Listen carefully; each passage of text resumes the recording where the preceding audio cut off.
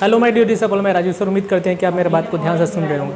तो चलिए, क्लास तो ऑफ है, तो मैं सोचता हूँ इस क्लास ऑफ को एक खूबसूरत बनाते हैं और एक काफ़ी ज़बरदस्त टॉपिक मैं आपको बताता हूँ, ठीक है।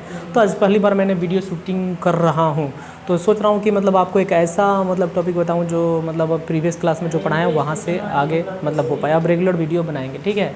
दो आवेशों के कारण स्थितिज ऊर्जा का मान ज्ञात करना है। तो चलिए, दो आवेशों के कारण स्थितिज ऊर्जा का मान कैसे ज्ञात किया जाता है। दो आवेशों के कारण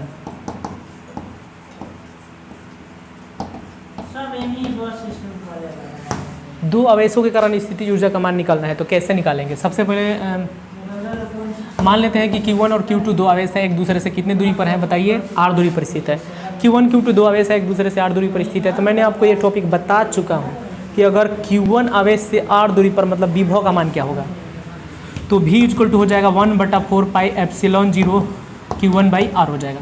इस बिंदु पर जिस पर Q2 आवेश है, इस बिंदु पर Q1 के कारण विभव कितना हो जाएगा? 1/4 pi epsilon 0 Q1/r। Equation number क्या हो गया? फर्स्ट। ये प्रीवियस टॉपिक में पढ़ा चुके हैं कि किसी बिंदु आवेश के कारण r दूरी पर विभव का मान होता है 1/4 पाई एप्सिलॉन 0 Q/r। तो वही है, इस Q1 से r दूरी पर विभव हो जाएगा 1/4 पाई एप्सिलॉन 0 Q1/r। अब इस बिंदु पर किया गया कार्य कितना होगा? तो होता है VQ, W बराबर VQ। यहाँ पर Q का मान कितना है? बोलिए Q2 है।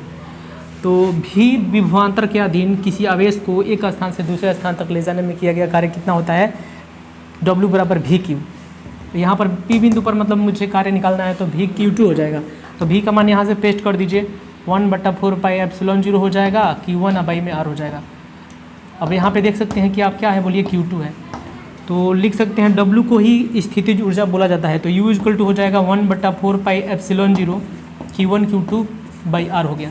तो आप अच्छी तरह से समझ सकते हैं कि दो आवेश Q1 Q2 एक दूसरे से r दूरी पर स्थित होते हैं, तो उनके बीच में स्थितिज ऊर्जा का मान कितना होता है? U equal to 1/4 pi epsilon Q1 Q2/r हो गया। तो इस बात को ध्यान से समझना है। अब देखिए जी, जब दो आवेशों के बीच की दूरी अगर इनफाइनाइट हो जाए, अनंत हो जाए, तो स्थितिज ऊर्जा का मान क्या होता है? तो जब उनके बीच की डिस्टेंस हो गया इनफाइनाइट हो गया, तो देखिए जी, U इक्वल टू आप निकालिएगा 1/4 पाई एप्सिलॉन 0 Q1 Q2।